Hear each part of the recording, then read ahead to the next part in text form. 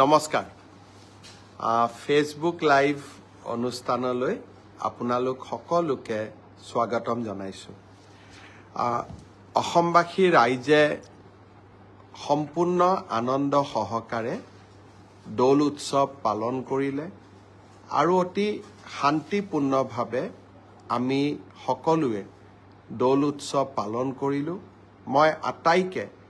অসমবাসী ৰাইজলৈ আকৌ এবাৰ দৌল উৎসৱৰ বহুত শুভকামনা জনাইছো এইবাৰ দৌলত মোৰ পাটবাউসী সত্ৰলৈ যোৱাৰ সৌভাগ্য হৈছিল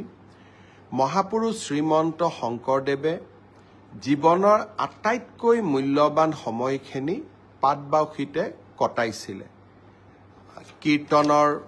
সম্পূৰ্ণকৰণৰ কামো তেখেতে পাটবাউসীতে সমাপন কৰিছিল 18 বছৰতকৈ অধিক কাল মহাপুৰুষ শ্ৰীমন্ত শংকৰদেৱে পাটবাউসীতে বাহৰ পাতিছিল পাটবাউসীৰ সত্ৰৰ উন্নয়নৰ বাবে এইবাৰ আমাৰ চৰকাৰে এখন বিশেষ আঁচনি হাতত লৈছে সেই আঁচনিখনৰ শুভ আৰম্ভণি কৰিবলৈ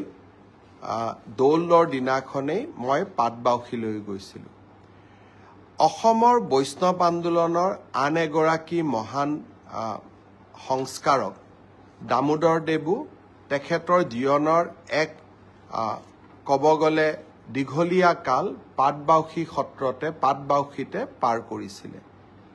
দামোদৰ দেৱৰ সত্ৰ যিখন পাটবাউসীত অৱস্থিত তাৰ উন্নয়নৰ বাবেও এইবাৰ আমি এটা আঁচনিৰ কাম দৌল উৎসৱৰ দিনাখনে আৰম্ভ কৰিছিলো বৰপেটা সত্ৰত সকলোৰে লগত একেলগে দৌল উৎসৱ পালন কৰিলো আৰু বটদ্ৰবা আমাৰ মহাপুৰুষ শ্ৰীমন্ত শংকৰদেৱৰ জন্মস্থান বটদ্ৰবা থানলৈ গৈ এইবাৰ দৌল উৎসৱত মই সকলোৰে লগত আনন্দ সহকাৰে ভাগ লবলৈ সক্ষম হৈছিলো বৰপেটা দৌল উৎসৱত যোৱাৰ সময়ত এগৰাকী স্থানীয় যুৱকে মোক পৰামৰ্শ দিছিল যে অহাবাৰ 5000 বৰপেটাৰ যুৱক যুৱতীয়ে একেলগে দৌলৰ গান গায় একেলগে যাক সমূহীয়াভাৱে প্ৰদৰ্শন কৰি আমি এক অভিলেখ সৃষ্টি কৰিব পাৰো নেকি সঁচাকৈয়ে গোটেই আইডিয়াটোৱে মোৰ ভাল লাগিলে অহাবাৰ অসম চৰকাৰৰ সাংস্কৃতিক বিভাগৰ উদ্যোগত আমি চেষ্টা কৰিম যাতে 5000 যুৱক যুৱতীয়ে একেলগে হোলী গীত গাব পাৰে আৰু ই এক অভিলেখ সৃষ্টিকাৰী হোলী গীত পৰিবেশন হ'ব পাৰে হোলীৰ উৎসৱৰ মাজতে ভাৰতৰ গৃহমন্ত্ৰী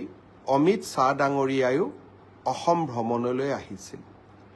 অসম ভ্ৰমণৰ আৰম্ভণিতে অৰ্থাৎ 15 তাৰিখে দেৰগাঁৱত তেখেতে লাচিত বৰফুকন পুলিচ একাডেমীৰ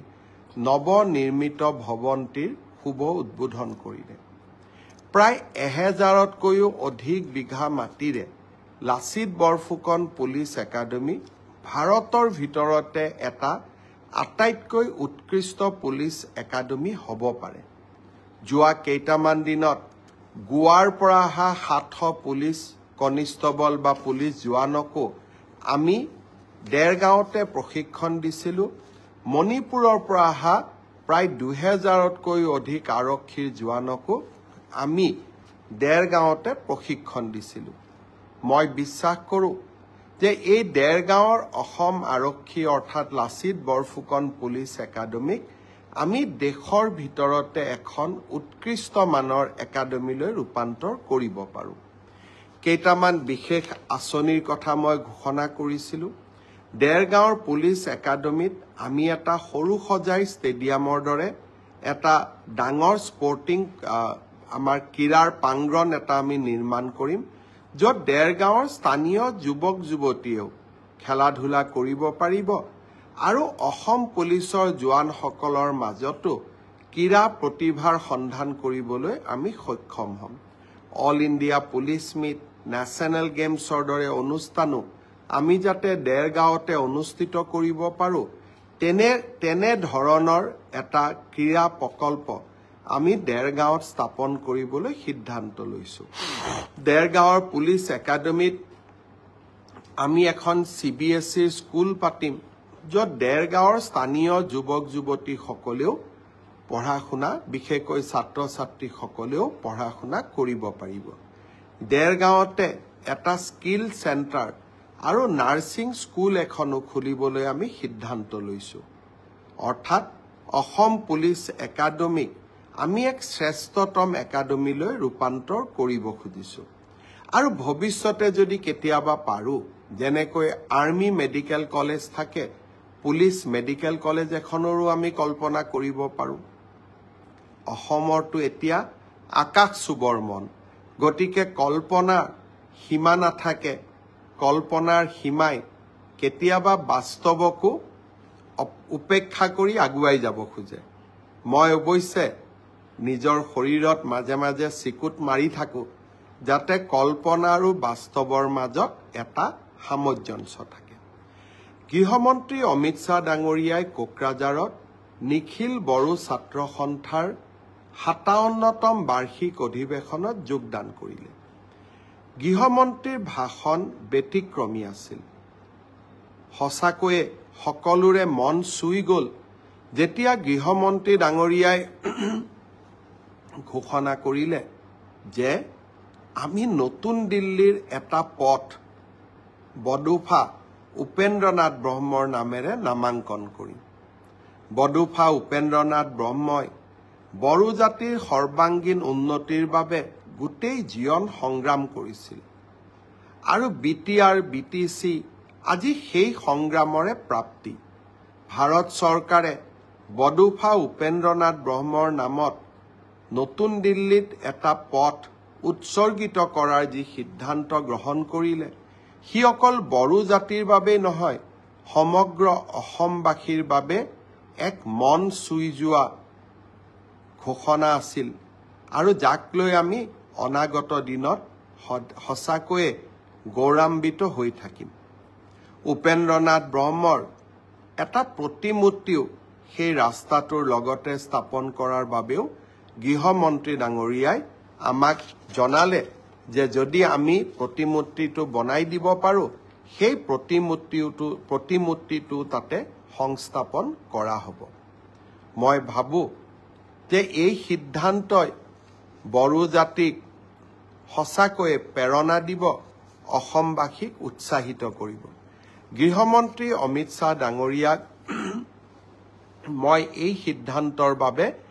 আকৌ এবাৰ অসমবাসী ৰাইজৰ হৈ অন্তৰৰ গভীৰতম কোণৰ পৰা কৃতজ্ঞতা জনালো মই বৰপেটাৰ দৌল উৎসৱৰ কথা উল্লেখ কৰিছিলো দৌলত যাওঁতে এগৰাকী কণমানি ভাগিনে মোক হাতত ধৰি কৈছিলে যে মামা এইবাৰ সমাজ অধ্যয়নৰ মেট্ৰিকৰ পেপাৰখন খুব টান হৈছে মোক 10 নম্বৰ এক্সট্ৰা কৰি দিব লাগিব নগাঁৱলৈকে যাওঁতে 16 তাৰিখে নগাঁৱত গৈছিলো তাতো এগৰাকী ভাগিনে এনেকেই কথা ক'লে আৰু বৰদুৱাটো আন এগৰাকী ভাগিনে একেই কথা ক'লে যে সমাজ অধ্যয়নৰ পেপাৰখন এইবাৰ মেট্ৰিকত খুব টান হৈছিল মই প্ৰত্যেকটো কথাই সিৰিয়াসলি লওঁ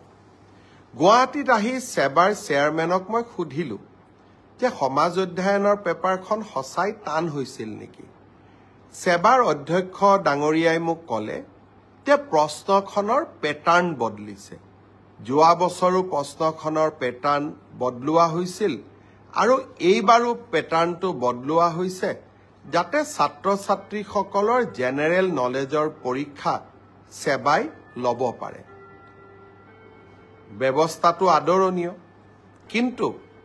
যদি মোৰ ভাগিনবিলাকে আকৌ মেট্ৰিকত ফেল কৰি যায় তেতিয়াহলে কেনেকৈ হ'ব হেতুটো হ'ব নোৱাৰে সেইকাৰণে মই সেবাৰ অধ্যক্ষক মই অনুৰোধ কৰিছো যে আপুনি চাব যদি মোৰ ভাগিনবিলাকৰ পৰীক্ষা সমাজ অধ্যয়নখনত বেয়া হয় কিন্তু আন পেপাৰবিলাকত ভাল হয় তেতিয়াহলে এইবাৰ সমাজ অধ্যয়নত আমি সকলোকে অতিৰিক্তকৈ কিবা নম্বৰৰ ব্যৱস্থা কৰি হলেও ভাগিনসকলক মেট্ৰিক পাছ কৰাৰ সুবিধা কৰি দিব লাগিব তেখেতে মোৰ অনুৰোধক বিবেচনা কৰিম বুলি প্ৰতিশ্ৰুতি দিছে আৰু সেয়েহে ময়ো ভাগিনসকলক ক'ব খুজিছো যে সমাজ অধ্যয়নৰ কাৰণে আমি আৰু চিন্তা কৰিব নালাগে সকলোৱে মিলি চেষ্টা কৰিব যাতে আমাৰ পৰীক্ষাটো আমি ভবাৰ দৰে নহলেও আমি যাতে কিছু হলেও অতিৰিক্ত নম্বৰৰ সুবিধা লাভ কৰিব পাৰো মই ভাবো যে এই ঘোষণাটোৱে ভাগিনসকলৰ চিন্তা কিছু দূৰ কৰিব এতিয়া মই ফেসবুক লাইভতে পাই আছো পিজিটি ৰিজাল্ট কেতিয়া দিব গ্ৰেজুৱেট টিচাৰৰ ৰিজাল্ট কেতিয়া দিব মই হব খোজা শিক্ষকসকলক এটা অনুৰোধ কৰিম যে আপোনালোকে যদি ধৈৰ্য যদি আপোনালোকৰ নাথাকে তেতিয়াহলে আপোনালোকে শিক্ষক হৈ ছাত্ৰ ছাত্ৰীসকলক ধৈৰ্য নিয়মানুবৰ্তিতা শৃংখলাবদ্ধতা এই জ্ঞানবিলাকৰ বিষয়ে কেনেকৈ আপোনালোকে ল'ৰা ছোৱালীক শিকাব মই আপোনালোক যি ধৰণে উদ্গ্ৰীৱ হৈ আছে মোৰ চিন্তা সিমানেই বাঢ়ি গৈ আছে যে আপোনালোকে একোজন প্ৰকৃত শিক্ষক হ'ব পাৰিবনে নাই সেয়েহে যিমানে আপোনালোকৰ চিন্তা বাঢ়িছে নিযুক্তিৰ তাৰিখো মই 15 দিনকৈ আগুৱাই লৈ গৈ আছো যাতে আপোনালোকৰো এটা ধৈৰ্যৰ পৰীক্ষা আমি ল'ব পাৰো তথাপিতো আপোনালোকে যেটো সুধি থাকে সেই কাৰণে মই উত্তৰ দিব খুজিছো মে মাহৰ প্ৰথম সপ্তাহত পোষ্ট গ্ৰেজুৱেট আৰু গ্ৰেজুৱেট টিচাৰ যি 9075টা পদৰ গ্ৰেজুৱেট টিচাৰৰ নিযুক্তি পৰীক্ষা হৈছিল তাৰ ফলাফল সেবাই ঘোষণা কৰিব কিন্তু তাৰ পিছত আপোনালোকৰ ডকুমেন্ট ভেৰিফিকেশন হ'ব আৰু ফাইনেল নিযুক্তি 10 অক্টোবৰত হ'ব আৰু 10 অক্টোবৰলৈ আপোনালোকে ধৈৰ্য ধৰিবই লাগিব কাৰণ আমিও আপোনালোকৰ অকণমান ধৈৰ্যৰ পৰীক্ষা কৰিব খুজিছো ঠিক সেই ধৰণে যিসকল শিক্ষকে মোক সুধি আছে 5550ৰ লিষ্ট কেতিয়া দিব আপোনালোককো মই জনাব খুজিছো যে এপ্ৰিল মাহৰ ভিতৰত আমি আপোনালোকৰ ডকুমেন্ট ভেৰিফিকেশনৰ কাম শেষ কৰিম মে মাহৰ পৰা আপোনালোকৰ প্ৰভিজনেল লিষ্ট ওলাব কিন্তু নিযুক্তি 10 অক্টোবৰত হ'ব আৰু তেতিয়ালৈকে আমি সকলোৱে ধৈৰ্য ধৰিম কোনোবাই ক'ব পাৰে যে নতুন নিযুক্তিৰ ল'ৰা ছোৱালীয়ে যদি ইমান দেৰি কৈ দিও তাতো পোষ্ট ল'ব নেকি নহয় নতুন নিযুক্তিৰ তালিকা 10 অক্টোবৰৰ পিছত ওলাব গতিকে 10 অক্টোবৰত যি সকলে নিযুক্তি পাব তেওঁলোকে স্বাভাৱিকভাৱে নতুন নিযুক্তিত এলপিৰ শিক্ষক এলপিত অৱতীৰ্ণ হ'ব নোৱাৰিব কিন্তু তেখেতসকলে ইউপিৰ পৰীক্ষাত বা আপাৰ প্ৰাইমেৰীৰ মেৰিট লিষ্টত তেওঁলোকৰ নাম ডেফিনেটলি অন্তৰ্ভুক্ত হ'ব পাৰে গতিকে মই সকলোকে ধৈৰ্য ধৰিব কলো গ্ৰেজুৱেট আৰু পোষ্ট গ্ৰেজুৱেট টিচাৰৰ ৰিজাল্ট মে মাহত কিন্তু আফটাৰ ডকুমেন্ট ভেৰিফিকেশন নিযুক্তি 10 অক্টোবৰত তেনেকৈ এলপি এমিৰ 5550ৰো ডকুমেন্ট ভেৰিফিকেশনৰ কাম এপ্ৰিল মাহত আমি সমাপ্ত কৰিম মাৰ্চ মাহৰ পৰা প্ৰভিজনেল লিষ্ট ওলাব কিন্তু নিযুক্তি 10 অক্টোবৰত হ'ব এতিয়া মই আহিছো এটা নতুন চৰকাৰী আঁচনিৰ বিষয়ে অহা 19 তাৰিখে দিনৰ 11:30 বজাত আমি অসমৰ প্ৰতিটো সমষ্টিতে একোখনকৈ মিটিঙৰ জৰিয়তে 3,80,000 লোকলৈ প্ৰধানমন্ত্ৰী আৱাস যোজনাৰ ঘৰ আগবঢ়াম বহুতে মোক কেতিয়াবা প্ৰশ্ন কৰে যে পকা ঘৰ থকা লোকেও প্ৰধানমন্ত্ৰী আৱাস যোজনাৰ ঘৰ পাইছে 19 তাৰিখে যিসকল লোকে আমাৰ পৰা অনুমোদন পত্ৰ ল'ব আহিব বা চৰকাৰৰ পৰা চেক পাব তাৰ ভিতৰত যদি আপোনালোকে ভাবে যে কোনোবাই পাব নলগা লোকে এই ঘৰ পাইছে বা আমাৰ পঞ্চায়ত গ্ৰামোন্নয়ন বিভাগৰ লোকসকলে টকা পইচা সংগ্ৰহ কৰি নাপাবলগীয়া লোকক ঘৰ দিছে যদিও মই বিশ্বাস কৰা নাই আপোনালোকক অভিযোগ দিবৰ কাৰণেও আমি এটা ইমেইল নম্বৰ দিম যাতে কোনোবা পকা ঘৰ থকা লোকেও যদি আৰু এবাৰ ঘৰ লৈছে আপোনালোকে অভিযোগ দিব পাৰিব আৰু অভিযোগ আমি পৰীক্ষা কৰিম কিন্তু এতিয়া মই এটা নতুন কথা আপোনালোকক ক'ব খুজিছো এইবাৰ আবাস যোজনাৰ আমি আকৌ নতুন জিঅ' টেগিঙৰ কাম আৰম্ভ কৰিছো জিঅ' টেগিং মানে আপোনাৰ ঘৰখনৰ ফটো লৈ আমি তাক আপলোড কৰিম আৰু যদি ঘৰ পোৱাৰ যোগ্য অহাবাৰ ঘৰ পোৱাৰ তালিকাত আপোনালোকৰ নাম আমি সন্নিবিষ্ট কৰিম পঞ্চায়ত আৰু গ্ৰামোন্নয়ন বিভাগৰ কৰ্মচাৰীসকলে এই ক্ষেত্ৰত দুৰ্নীতি বা ৰাইজৰ পৰা টকা পইচা বিচাৰে বুলি বহুতে অভিযোগ কৰে সঁচা মিছা মই নাজানো সেইবাবে এইবাৰ জিঅ' টেগিঙৰ দায়িত্ব আমি জীৱিকা সখী বাইদেউসকলক দিছো জীৱিকা সখী বাইদেউসকলে জিঅ' টেগিং কৰিব গাঁও সভাত এই আঁচনিখনৰ বিষয়ে আলোচনা হ'ব হিতাধিকাৰীসকলৰ নাম পৰীক্ষা হ'ব পুনৰ ব্লক পৰ্যায়ত ইয়াক পুনৰ বিবেচনা কৰা হ'ব আৰু শেষত জিলা পৰ্যায়ত ইয়াক অনুমোদন দিয়াৰ পিছতহে জিঅ' টেগিঙক আমি ফাইনেল কৰিম সেই কাৰণে আপোনালোকে সকলোৱে জিঅ' টেগিঙত অংশগ্ৰহণ কৰক আৰু জীৱিকা সখী বাইদেউসকলক সহায় কৰক এইবাৰ আমি আৰু এটা নিয়ম ৰাখিছো কোনোবাই যদি ভাবে জীৱিকা সখী বাইদেউগৰাকীয়ে মোৰ ঘৰটো জিঅ' টেগিং নকৰিলে আমি সেলফ জিঅ' টেগিংও কৰিব পাৰো অৰ্থাৎ নিজৰ ঘৰটো আমি নিজেই জিঅ' টেগিং কৰি আমি দিব পাৰিম এই ধৰণৰ সেলফ জিঅ' টেগিঙৰ সুবিধা এটাও এইবাৰ আমি এই নতুন জিঅ' টেগিঙৰ সৈতে সন্নিবিষ্ট কৰিছো জীৱিকা সখী বাইদেউসকলে জিঅ' টেগিং কৰিব মই বিশ্বাস কৰোঁ যে বাইদেউসকলে এটকাও কাৰোৰ পৰা নোখোজে আৰু কোনোবাই খুজিলেও নিদি নিজৰ নামটো নিজেও জিঅ' টেগিং কৰিব পাৰিব 19 তাৰিখে নতুন ঘৰ পাবৰ কাৰণে আমি যি সভাৰ আহ্বান কৰিছো 126টা সমষ্টিত সেই বিষয়ে মই আৰু অলপ মোৰ ভাষণত তাৰ বিষয়ে আপোনালোকক বুজাই দিম এডিআৰই ৰিজাল্ট দিলে মই অত্যন্ত আনন্দিত যে তৃতীয় আৰু চতুৰ্থ শ্ৰেণীৰ ৰিজাল্ট দিয়াৰ পিছত সকলোৱে এটা কথা স্বীকাৰ কৰিছে যে এই ৰিজাল্ট মেৰিটৰ আধাৰত হৈছে মেধাৰ ভিত্তিত হৈছে আৰু সঁচাকৈ চৰকাৰী চাকৰি আমি মেধাৰ ভিত্তিত দিয়াৰ বাবে প্ৰতিশ্ৰুতিবদ্ধ এতিয়া কোনোবাই মোক কৈছে মামা কাট অফ নম্বৰ বহুত হ'ল কাট অফ নম্বৰটো চৰকাৰে নিয়ন্ত্ৰণ নকৰে যদি 3000 পোষ্ট থাকে আমি 2জন কৰি বা 3জন কৰি উত্তীৰ্ণ প্ৰাৰ্থীক মাতো 3000 পূৰণ 2 3000 পূৰণ 3 9000 মেৰিট মতে 9000 নম্বৰটো আহি যোৱাৰ লগে লগে 9000 নম্বৰ লাভ কৰা ব্যক্তিজনৰ যিটো নম্বৰ সেইটোৱে কাট অফলৈকে ৰূপান্তৰিত হয় কাট অফ কোনেও বনাই নিদিয়ে কাট অফ ছাত্ৰ ছাত্ৰীসকলৰ পৰীক্ষাৰ ফলাফলে নিৰ্ণয় কৰে কোনোবাই যদি ভাবে যে কাট অফ বেছি হৈছে তাৰ মানে ইয়াকে বুজাব পাৰি যে সঁচাকৈয়ে এইবাৰ পৰীক্ষাৰ ফলাফল যোৱাবাৰতকৈ ভাল হৈছে অসম পুলিচৰো দ্বিতীয় কাট অফ নোলায় কিন্তু বছৰটোৰ শেষৰ ফালে আমি আকৌ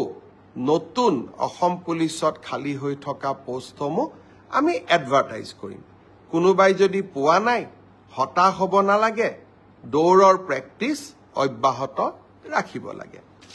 এডিআৰই পৰীক্ষাৰ প্ৰসংগতে মই উল্লেখ কৰিব খুজিছো যে এডিআৰই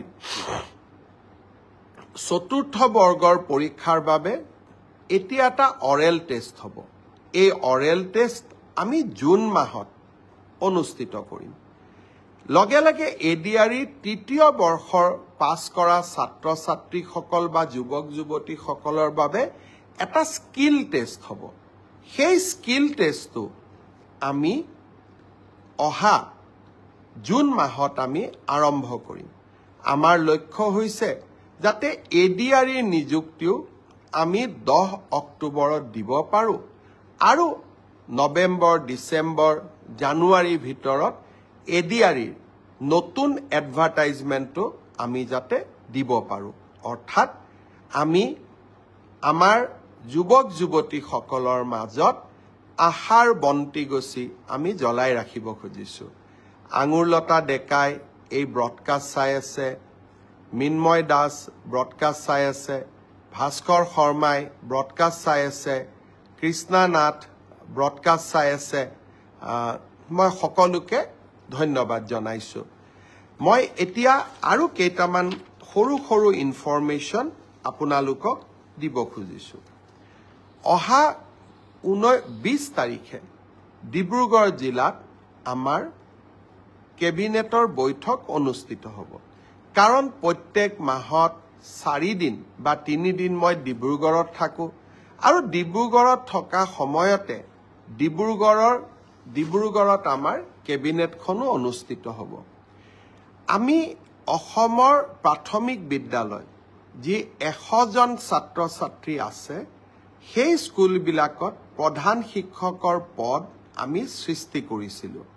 আৰু খুব কম সময়ৰ ভিতৰতে এই প্ৰধান শিক্ষক পদৰ নিযুক্তি হ'ব এইবাৰ আমি চিন্তা কৰিছোঁ যে 50জন থকা প্ৰাথমিক বিদ্যালয়সমূহতো 50জন ছাত্ৰ ছাত্ৰী থকা প্ৰাথমিক বিদ্যালয়সমূহতো আমি প্ৰধান শিক্ষকৰ পদ সৃষ্টি কৰিব পাৰোঁ নেকি এই বিষয়ে আমি কেবিনেটত ডিব্ৰুগড়ত আলোচনা কৰিম প্ৰাদেশিকৰণৰ আইনখন সংশোধনৰ বাবেও ইতিমধ্যে আমি সংশ্লিষ্ট সকলোৰে লগত কথা বতৰা পতা আৰম্ভ কৰিছোঁ যাতে সকলোৱে এই ক্ষেত্ৰত যিমান দূৰ পাৰোঁ 2006 চনৰ আগত স্থাপন হোৱা শিক্ষানুষ্ঠানসমূহত আমি যিমান পাৰোঁ আমি যাতে ন্যায় দিবৰ কাৰণে আমি চেষ্টা কৰিব পাৰোঁ মই আজিৰ এই ব্ৰডকাষ্টত অংশগ্ৰহণ কৰা সকলোকে আকৌ এবাৰ ধন্যবাদ দিছোঁ ফাকুৱা হৈ গ'ল আৰু দৌল উৎসৱ হৈ গ'ল গৃহমন্ত্ৰী ডাঙৰীয়াৰ সফল অসম ভ্ৰমণৰো সামৰণি পৰিল ইয়াৰ মাজত দুই এটা সৰু সুৰা ৰাজনৈতিক ঘটনাও নঘটা নহয় যোৱা পৰহি দিনাখন অসম পুলিচে এগৰাকী যুৱকক গ্ৰেপ্তাৰ কৰিছিল ছ'চিয়েল মিডিয়াত শিডিউল কাষ্ট সমাজৰ এগৰাকী মহিলাৰ বিৰুদ্ধে অতি বেয়াকৈ লিখাৰ বাবে অসম মহাপুৰুষ শ্ৰীমন্ত শংকৰদেৱ আৰু মাধৱদেৱৰ অসম লাচিতৰ অসম সাহিত্যৰথী লক্ষ্মীনাথ বেজবৰুৱাৰ প্ৰতিদ্বন্দ্বীকো আমি সমালোচনা কৰিম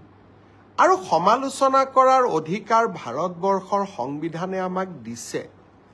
কিন্তু কোনোবা আমাৰ ৰাজনৈতিক প্ৰতিদ্বন্দ্বী হ'ল বুলিয়ে তেওঁক আমি ৰেপিষ্ট বুলি ক'ম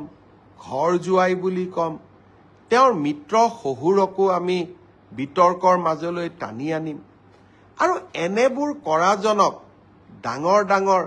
সংসদত চিঞৰি চিঞৰি নৰেন্দ্ৰ মোদীক জ্ঞান দিব বিচৰা সংসদসকলে এনে ধৰণৰ উতনুৱা যুৱকক সমৰ্থন দিব ই কেতিয়াও গ্ৰহণযোগ্য হ'ব নোৱাৰে আমি অসম এখন সংস্কৃতিবান সমাজ অসমৰ ৰাজনীতিত বাওপন্থী লোকসকলে কিছুমান আচহুৱা শব্দৰ যোগদান কৰোৱালে অন্যথা অসমৰ লোকৰ কথা বতৰা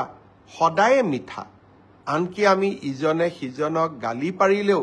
সেই মিঠা শব্দৰে আমি ব্যৱহাৰ কৰোঁ মই ভাবোঁ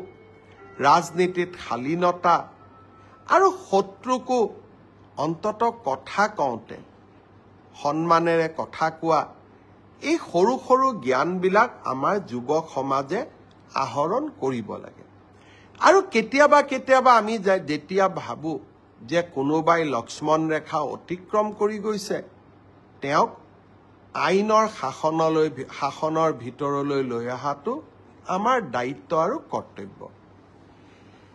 ৰমেন্দ্ৰ নাৰায়ণ কলিতা ডাঙৰীয়াই এই ব্ৰডকাষ্ট চাই আছে আমাৰ বিধায়ক তেখেতলৈকেও মই ধন্যবাদ জনাইছো আমাৰ এই সময়ছোৱাৰ মাজতে অসমৰ বিত্তমন্ত্ৰী অজন্তা নেওগ ডাঙৰীয়ানীয়ে এই বছৰৰ বাজেট দাখিল কৰিলে বাজেটত দুখীয়া দৰিদ্ৰ মধ্যবিত্ত সমাজক সহায় কৰাৰ কেইবাটাও আঁচনি সন্নিৱিষ্ট কৰা হৈছে কংগ্ৰেছে কৈছে যে আমি হিতাধিকাৰীৰ সৃষ্টি কৰিব খুজিছো যদি আমাৰ কোনোবা আঁচনিয়ে দৰিদ্ৰজনক উপকৃত কৰে মধ্যবিত্তজনক জীৱন যুদ্ধত অলপো সহায় কৰে তেতিয়ালে সেই কাম আমি কিয় নকৰিম আমিতো চৰকাৰ গঠন কৰিছোৱেই দুখীয়া দৰিদ্ৰ আৰু মধ্যবিত্ত সমাজখনক সহায় কৰাৰ কোনোবাই মোক উপলুঙাও কৰিছে যে অসমৰ নিজা স্যাটেলাইট কেনেকৈ হ'ব পাৰে কোনোবা দুই এজনে লিখিছেও যে আমি স্যাটেলাইট কৰিব নোৱাৰো অসম্ভৱক সম্ভৱ কৰাই আমাৰ কাম কাৰণ অসমৰ এতিয়া আকাশ চুবৰ মন আমাৰ নিজৰ স্যাটেলাইটে হওক প্ৰটন থেৰাপিৰ কেন্সাৰ ৰোগৰ ট্ৰিটমেন্টৰ বাবে প্ৰটন থেৰাপিৰ মেচিনে হওক বা অসমৰ কলা সংস্কৃতিক সংৰক্ষণৰ বাবে অসমৰ নিজা অটিটি প্লেটফৰ্মে হওক যি ভাবিছে ই অসম্ভৱ মই ভাবো যি অসমীয়াই এটা ৰাতিৰ ভিতৰতে গড় নিৰ্মাণ কৰি ৰামসিংহ ঔৰংজেবক ৰখাব পাৰিছিল সেই অসমীয়াই আকাশত স্যাটেলাইটো উৰাব পাৰিব প্ৰটন থেৰাপিৰ মেচিনো আনিব পাৰিব আৰু নিজৰ অটিটি প্লেটফৰ্মো বনাব পাৰিব বহুত বহুত ধন্যবাদ জয় হিন্দ আকৌ লগ পাম